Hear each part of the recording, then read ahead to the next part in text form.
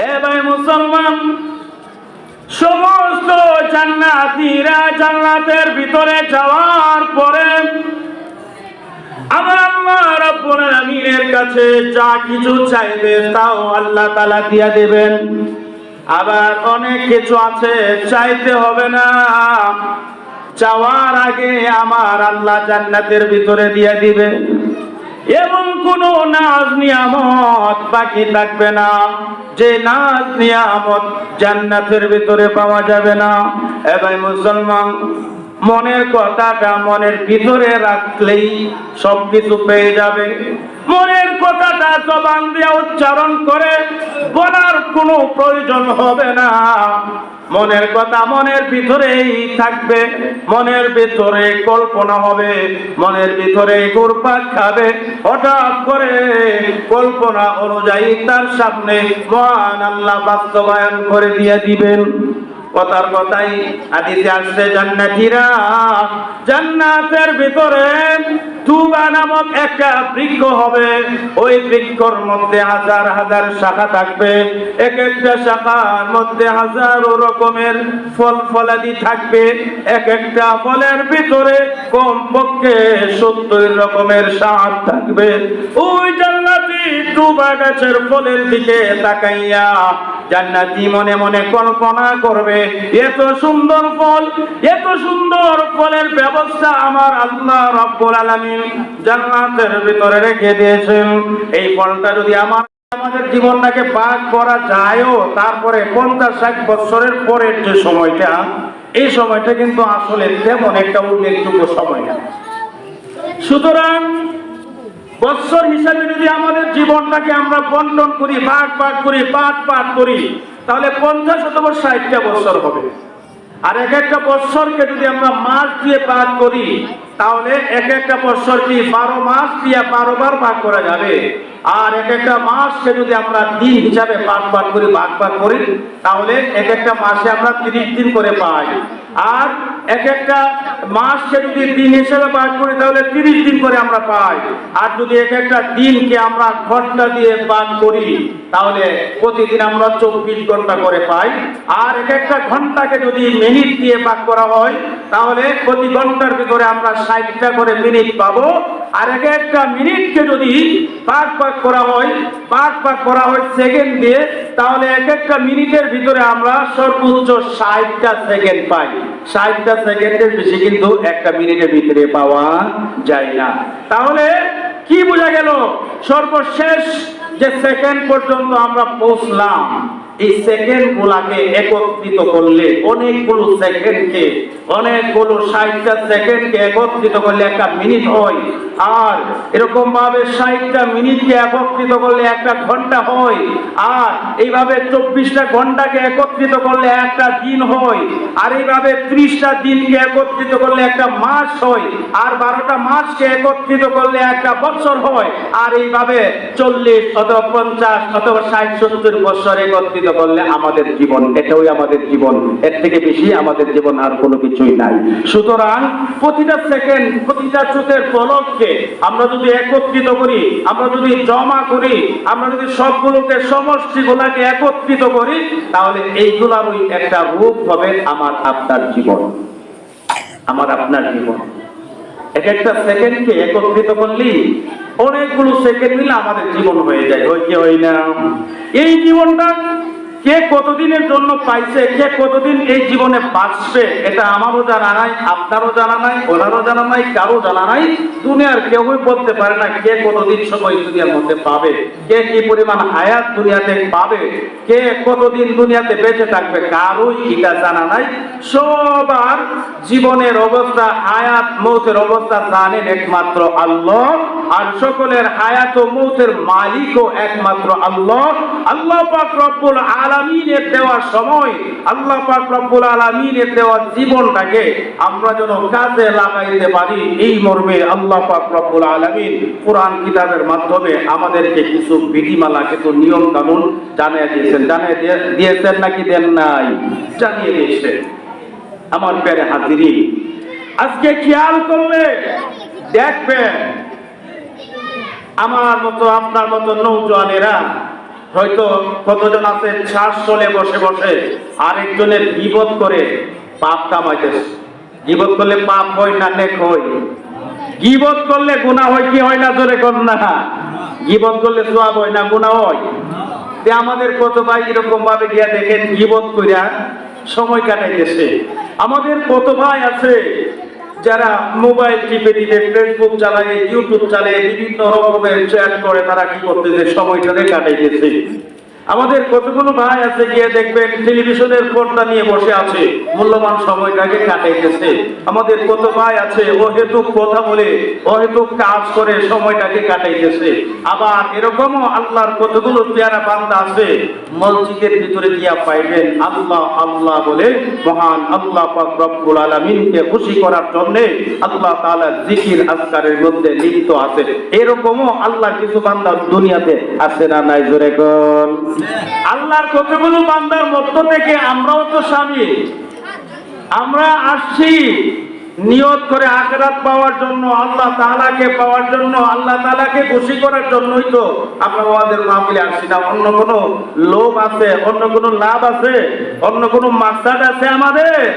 এই মাহফিল যারা আয়োজন করেছেন তাদেরও মাকসাদ আল্লাহকে পাওয়া, আখিরাত পাওয়া। যারা বক্তা বয়ান করবেন, ওয়াজ করবেন, তাদেরও মাকসাদ আল্লাহকে পাওয়া, আখিরাত পাওয়া।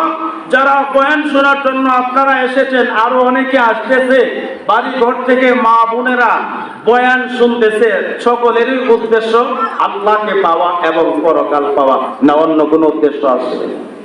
অন্য কোনো উদ্দেশ্য আছে কারো? সকলের উদ্দেশ্য একটা।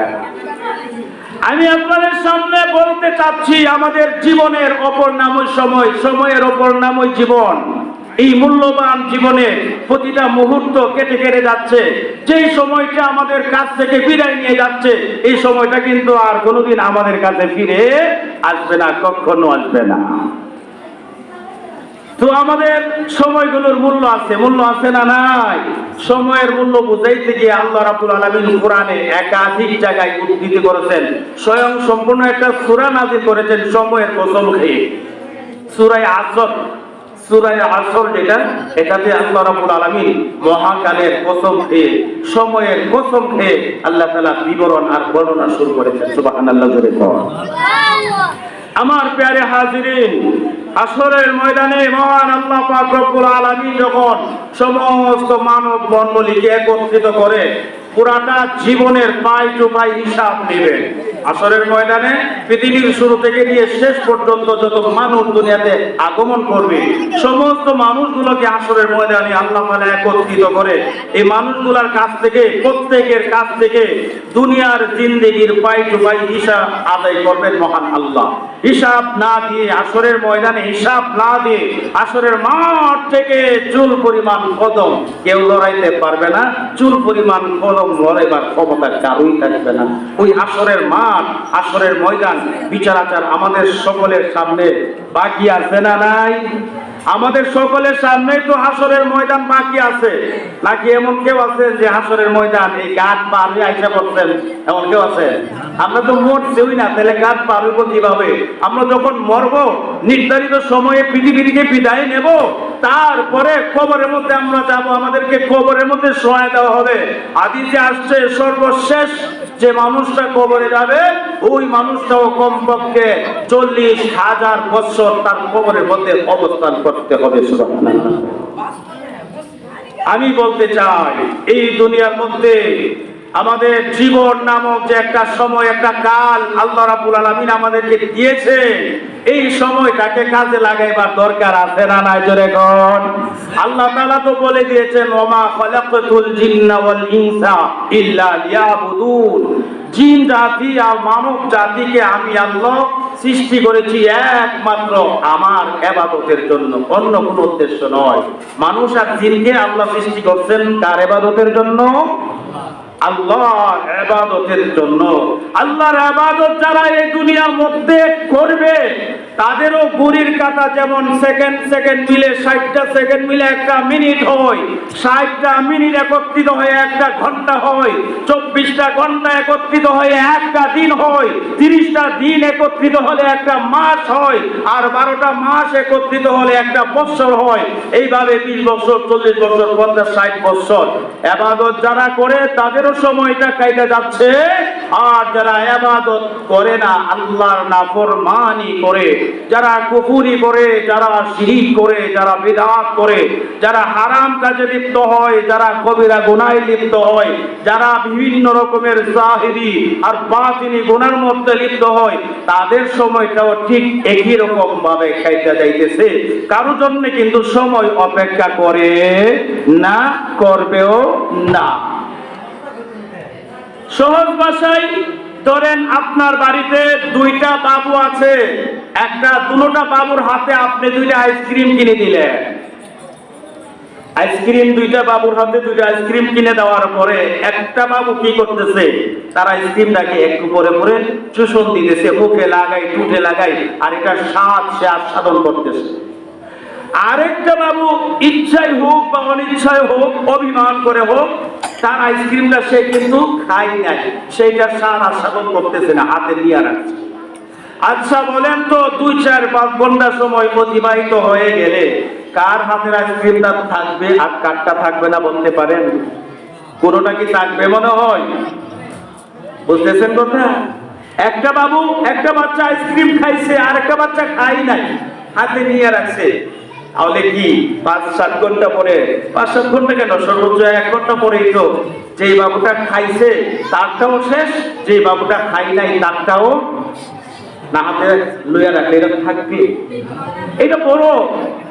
এই বরফ যেমন চুপকে চুপকে রপ্তা রপ্তা দম হয়ে যাচ্ছে, কমে যাচ্ছে, আমার আপনার জীবনটাও এমন ভাবে প্রতিটা সেকেন্ড সেকেন্ড করে আমার জীবনটা এইভাবে ক্ষয় হয়ে যাচ্ছে, কমে যাচ্ছে। হঠাৎ মহান আল্লাহ রাব্বুল আলামিন মালাকুল মাউতের ফেরেশতাকে আমার বাড়িতে নোটিশ দিয়া পাঠিয়ে দিবেন, অমুকের হায়াত শেষ, তার জান কবজ করে নিয়ে আসো। কিন্তু মরতে হবে আমরা সবাই জানি, সবাই মানি, কিন্তু কে কখন মরবো, কার দরজায় কোন দিন মালাকুল মাউত হাজির হবে, এটা আমিও জানি না, আপনিও জানেন না, দুনিয়ার কেউ জানে না। ঠিক কিনা জোরে কও? এ ভাই মুসলমান, হাশরের ময়দানে মহান আল্লাহ রাব্বুল আলামিন সমস্ত মানব মণ্ডলীকে একত্রিত করে মানব মণ্ডলীর কাছ থেকে দুনিয়ার জীবনের পাই টু পাই হিসাব আদায় করবেন। মিজানের পাল্লায় আমলনামা ওজন করা হবে। মিজানের পাল্লায় আমলনামা উঠে দেওয়ার পরে যদি নেকির পাল্লা ভারী হইয়া যায়, তাহলে আমার আল্লাহ জান্নাতের ফয়সালা করে দেবে।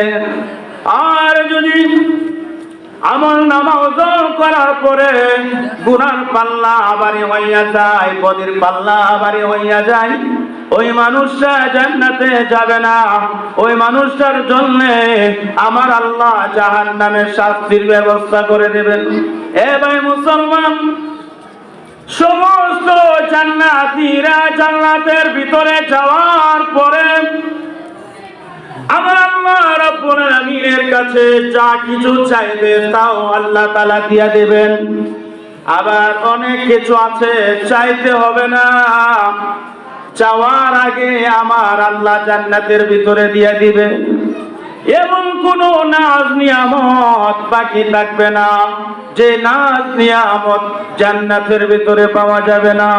এ ভাই মুসলমান, মনের কথাটা মনের ভিতরে রাখলেই সবকিছু পেয়ে যাবে। মনের কথাটা জবান দিয়ে উচ্চারণ করে বলার কোনো প্রয়োজন হবে না। মনের কথা মনের ভিতরেই থাকবে, মনের ভিতরে কল্পনা হবে, মনের ভিতরে ঘুরপাক খাবে।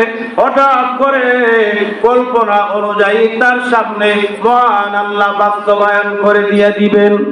কথার কথাই হাদিসে আসছে, জান্নাতীরা জান্নাতের ভিতরে তুবা নামক একটা বৃক্ষ হবে, ওই বৃক্ষর মধ্যে হাজার হাজার শাখা থাকবে, এক একটা শাখার মধ্যে হাজারো রকমের ফল ফলাদি থাকবে, এক একটা ফলের ভিতরে কমপক্ষে 70 রকমের স্বাদ থাকবে।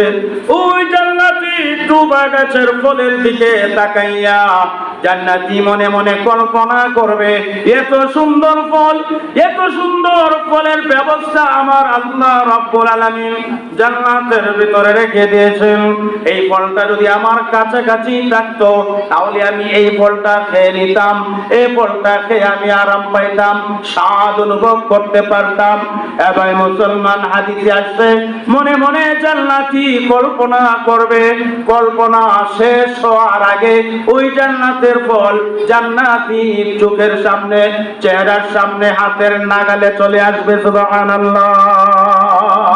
শুধু তাই নয় মুসলমানেরা, আল্লাহর নবীর হাদিস প্রমাণ করে ওই জান্নাতি যদি মনে করে আমার হাত দিয়ে আমি ধরবো না, ধরার মতো ইচ্ছা আমার হয় নাই, আমার মন বলতেছে অটোমেটিক যদি ওই ফলটা আমার মুখের কাছে চলে আসতো তাহলে আমার জন্য ভালো হতো। মনে মনে কল্পনা করবে, কল্পনা শেষ হওয়ার আগেই ওই ফলটা জান্নাতীর মুখের সামনে চলে আসবে। শুধু তাই নয় মুসলমান, মুখের কাছে চলে আসার পরেও যদি জান্নাতি মনে করে আমি চিবিয়ে চিবিয়ে খাবো না, ওই ফলটা যদি রস হয়ে, জুস হয়ে আমার মুখের ভিতরে চলে যাইতো তাহলে আমার জন্য ভালো হতো। এবার মুসলমান, কল্পনা করা শেষ হবে না, কল্পনা করা শেষ হওয়ার আগে আগে ওই জান্নাতের ফলটা সুস্বাদু জুস হইয়া জান্নাতের মুখের ভিতরে চলে যাবে। সুবহানাল্লাহ কইতে ইচ্ছা হয় না? আর একটু মহব্বতে বলেন সুবহানাল্লাহ। সুবহানাল্লাহ। প্রথমে অনেক দূরে ছিল, মনে মনে কল্পনা করতেছেন কাছে আসলে ভালোই তো, কল্পনা শেষ হওয়ার আগে কাছে এসে গেছে। এরপরে মনে মনে ভাবতেছে হাত দিয়া ধরবো, এত সময় কই, একটু রসিকতা, একটু শৌখিনতা তো জান্নাতের ভিতরে দেখা দেবে।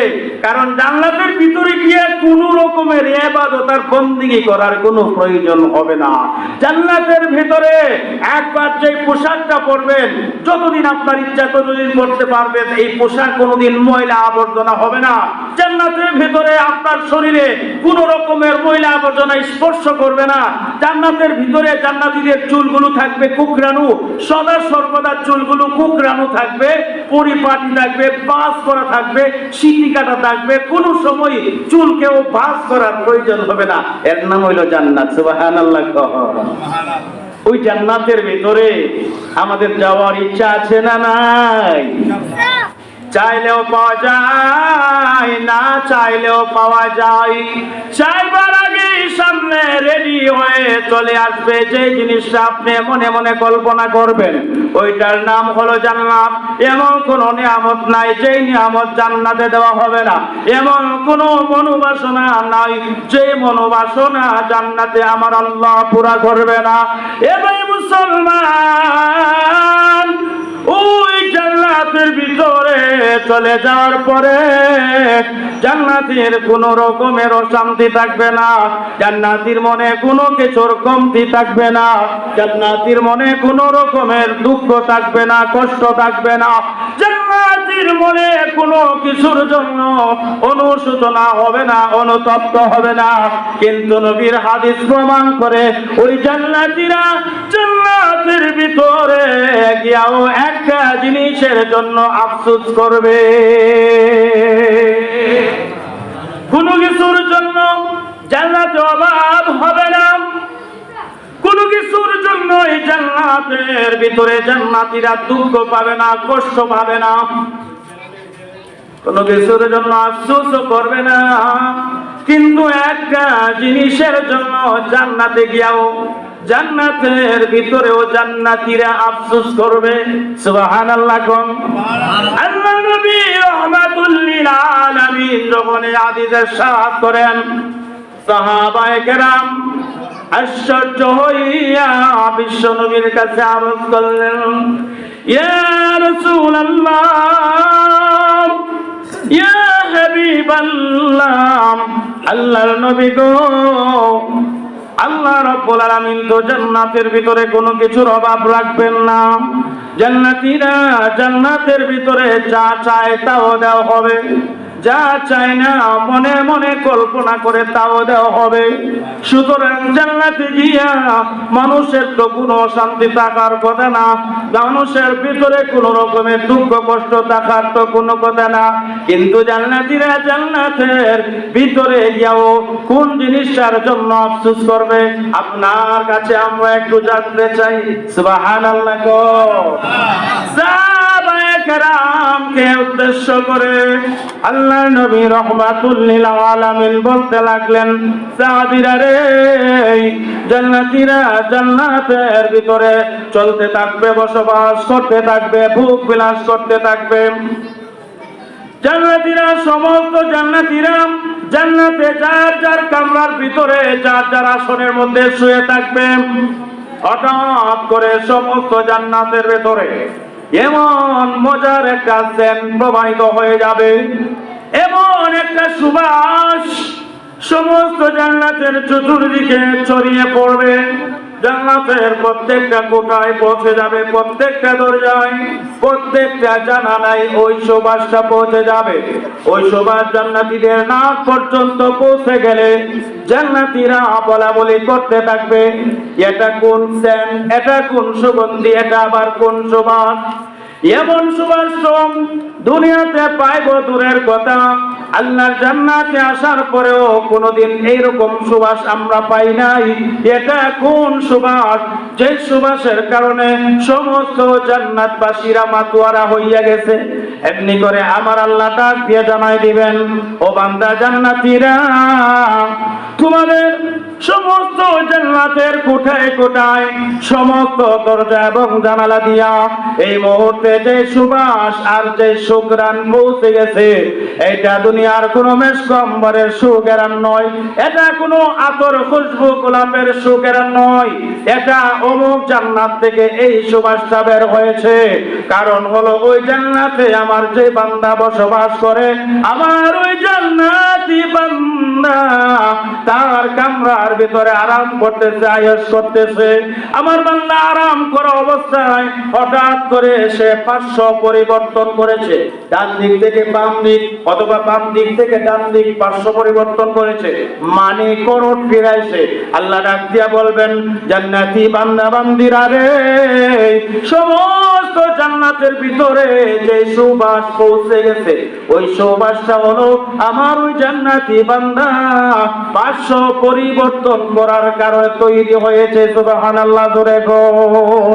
সমস্ত জান্নাতীরা আগ্রহ ভরে আরজ করবে, প্রভু গো, ও দয়াময় আল্লাহ, তোমার ওই বান্দা না জানি কত বছর দুনিয়াতে অবস্থান করেছিল, না জানি আমাদের থেকে শত শত হাজার গুণের বেশি ইবাদত বন্দেগী দুনিয়া থেকে করে এসেছে। এই জন্য তোমার ওই বান্দার এত মর্তবা তুমি দান করেছো। আল্লাহ রাব্বুল আলামিন ডাক করে জানায় দিবেন, না না, ও আমার জান্নাতি বান্দা বান্দিরা, আমার এই বান্দা হাজার বছর দুনিয়াতে অবস্থান করে নাই, তোমাদের থেকে অনেক বেশি ইবাদত বন্দেগীও এই বান্দাটা করে নাই। ও বান্দা বান্দিরা, যেমনি ভাবে তোমরা দুনিয়াতে ঈমান আনয়ন করেছো, আমার ওই বান্দাও এমন ওই ঈমান আনয়ন করেছে। তোমরা যেমন নামাজ পড়েছো সেও এমনই নামাজ পড়েছে, তোমরা যেমন হজ করেছো সেও এমন হজ করেছে, তোমরা যেমন যাকাত দিয়েছো সেও এমনই যাকাত দিয়েছে। তোমরা যে যে ইবাদত আর বন্দেগী দুনিয়াতে করে এসেছো, আমার এই বান্দাটাও এই পরিমাণ ইবাদত বন্দেগী করেছে। তোমরা যেমন হায়াত দুনিয়াতে পেয়েছো, আমার এই বান্দাটাও এই পরিমাণ হায়াত ওই দুনিয়াতে পাইছে। জান্নাতীরা অবাক হয়ে যাবে, তাহলে এমন কি আমল ছিল ও দয়াময় আল্লাহ, যে আমলের বদৌলতে তোমার ওই বান্দা আর আমাদের মাঝখানে এত বড় ডিফারেন্স হয়ে গেল? আল্লাহ রাব্বুল আলামিন ডাক দিয়ে জানাইয়া দিবেন, বান্দা বান্দিরা রে, ও আমার জান্নাতি বান্দা বান্দিরা, গভীর মনোযোগ দিয়ে লক্ষ্য করে তোমরা শুনে রাখো, আমার ওই বান্দা এই দুনিয়া দুনিয়া থেকে শুধুমাত্র তোমাদের থেকে একবার সুবহানাল্লাহর আমল বেশি করেছে। সুবহানাল্লাহ জোরে কর, আরো মহব্বতে কোন সুবহানাল্লাহ। শুধুমাত্র একবার সুবহানাল্লাহ তোমাদের থেকে আমার ওই বান্দাটা বেশি বলে দুনিয়া থেকে এসেছে। আর কোনো কিছু বেশি নাই, সবকিছু সমান সমান। সুবহানাল্লাহ কই ইচ্ছা হয় না? আল্লাহ রাব্বুল আলামিন কোরআনে কারীমের মাধ্যমে আমাদেরকে জানায়া দিয়েছেন, ইয়া আইয়ুহাল্লাযীনা আমানু উযকুরুল্লাহ যিকরান কাসীরা ওয়াসাব্বিহুহু বুকরাতান ওয়া আসীলা। আল্লাহ রাব্বুল আলামিন ঈমানদার নরনারীকে উদ্দেশ্য করে বলতেছেন, হে ঈমানদার বান্দা বান্দীরা, তোমরা অধিক হারে আল্লাহকে স্মরণ করো, অর্থাৎ বেশি বেশি করে আল্লাহ তাআলার জিকির করো। এর পরের আয়াতে আল্লাহ তাআলা বলতেছেন, ওয়াসাব্বিহুহু বুকরাতান ওয়া আসীলা, এবং সকাল ও সন্ধ্যায় মহান আল্লাহর পবিত্রতা তোমরা বর্ণনা করো। পবিত্রতা, আল্লাহ তাআলার পবিত্রতা বর্ণনায় শর্টকাট যে শব্দ আর বাক্যটা হাদিসে এসেছে, এই বাক্যটার নাম হইল সুবহানাল্লাহ। এই সুবহানাল্লাহ হইল শর্টকাট একটা শব্দ, কালিমা। এটা হলো শর্ট, কিন্তু এর অর্থ, এর ব্যাখ্যা অনেক বড়। সর্বপ্রকারের আইব ত্রুটি থেকে আমার আল্লাহ পবিত্র, এই কথা বুঝে দিয়েছে সুবহানাল্লাহ বলা। মহব্বতে বলেন সুবহানাল্লাহ, সবাই একসাথে সুবহানাল্লাহ। তাইলে কি বোঝা গেল? এক দুইবার সুবহানাল্লাহ বলতে পারলে লাভ আছে না নাই? এই লাভটা কি সামান্য না? অনেক অনেক। সব ধরনের ইবাদত বন্দেগী সমান সমান, বেশি শুধুমাত্র একবার সুবহানাল্লাহ। এই জন্য এই ব্যক্তি ঘুমায়া করট ফিরাইছে, আর এই বেটার করট ফিরানির হালকা যে বাতাস তৈরি হয়েছে, এই বাতাসটা এত সুগন্ধি, সমস্ত জান্নাতকে মুখরিত করে ফেলেছে। সুবহানাল্লাহ। আল্লাহ আমাদেরকে আদেশ করেছেন সকাল সন্ধ্যা আল্লাহ তাআলার পবিত্রতা বর্ণনা করার জন্য, অর্থাৎ সকাল সন্ধ্যা সুবহানাল্লাহ পাঠ করার জন্য। ভাইরা আমার, প্রতিদিন ফজর নামাজের পরে বুজুর্গানে দ্বীনের আমল শিক্ষা দেন। প্রতিদিন ফজর নামাজের পরে 100 বার করে সুবহানাল্লাহ পাঠ করা, এবং মাগরিব নামাজের পরে 100 বার করে সুবহানাল্লাহ পাঠ করা। আমরাও আগামী কাল ফজরের নামাজ থেকে এই আমলটা শুরু করে দিব। তো রাজি আছেননি? না 100 বার সুবহানাল্লাহ বললে তা না মামলা হয়ে যাবো? ইউনিয়ন পরিষদ এইরকম ভাবে ব্যাট চার্জ ফেলাইবো, না মোবাইলের বিল বেড়ে দেবো, গ্যাসের বিল বাড়বো, বিদ্যুতের বিল বেড়ে দেবো? তাইলে এত ছোট্ট ছোট্ট সামান্য সময়ের খুব হালকা একটা আমল, আসরের দিন এটা অনেক ভারী হয়ে যাইতে পারে। বুখারী শরীফের সর্বশেষ যে হাদিস, এই হাদিসে নবী পাক বলতেছেন, কালিমাতানে খাফিফাতানে ফিল লিসান, দুইটা কালিমা আছে, যে দুইটা কালিমা জবানের মধ্যে খুব হালকা, খুব সহজ। সুবহানাল্লাহ বলাটা খুব সহজ না? নবীজি বলতেছেন জবানে উচ্চারণ করা খুবই সহজ। খাফিফাতানে ফিল লিসান তাকিলাতানে ফিল মিজান, মুখে উচ্চারণ করা অতি সহজ হলেও হাসরের ময়দানে মিজানের পাল্লার জন্য বিরাট বড় ভারী হইয়া যাবে। সুবহানাল্লাহ। শুধু তাই নয় মুসলমান, আল্লাহর নবী বলেন এই দুইটা কালিমা তোমার জবানে খুব হালকা উচ্চারণ করা খুব সহজ, মিজানের পাল্লায় অনেক ভারী হয়ে যাবে। এবং এই দুইটা কালিমা মহান আল্লাহ পাক রব্বুল আলামিনের কাছে বড় প্রিয়, বড় পছন্দের। সুবহানাল্লাহ জোরে কোন সুবহানাল্লাহি ওয়া বিহামদিহি সুবহানাল্লাহিল আযীম। আমার সাথে সাথে বলেন সুবহানাল্লাহি ওয়া বিহামদিহি সুবহানাল্লাহিল আযীম। এই দুইটা কালিমার আমল আমরা ইনশাআল্লাহ করব। তো আল্লাহ তাআলা আমাদেরকে তৌফিক দান করেন বলি আমিন। আমার প্রিয় হাজিরিন, যে কথাগুলো হলো বাংলা সূরা কথা অল্প সময়ে, আমি আসলে মূলত বয়ান করা আমার মাকসাদ না। আমার মাকসাদ হলো আপনারা যে দেখতেছেন, আপনাদের মধ্যমণি, আপনাদের এই গ্রামের কি যে সন্তান, আমার উস্তাদ মুহতারাম, শ্রদ্ধাভাজন সভাপতি, এই মাদ্রাসার প্রতিষ্ঠাতা প্রিন্সিপাল হযরতের সাক্ষাৎ নেওয়া, নেক দোয়া নেওয়া। আর আপনারা অনেকের সাথে মহব্বতের সম্পর্ক ছিল, অনেকের সাথেই মহব্বত ছিল, একটা উসিলায় আপনাদের সাথে দেখা হওয়া, আপনাদের কাছ থেকে দোয়া নেওয়া। এই উদ্দেশ্যে মূলত এই মাহফিলে আমি আপনাদের সামনে এসে হাজির হয়েছি। হুজুরের কাছে আমার জীবনের প্রথম হেফজ করা হয় এবং হুজুরের কাছ থেকে যা শিখে গেছিলাম আজও পর্যন্ত বুকের ভিতরে কোরআনের সেই অংশগুলো ধারণ করে রাখতেছি।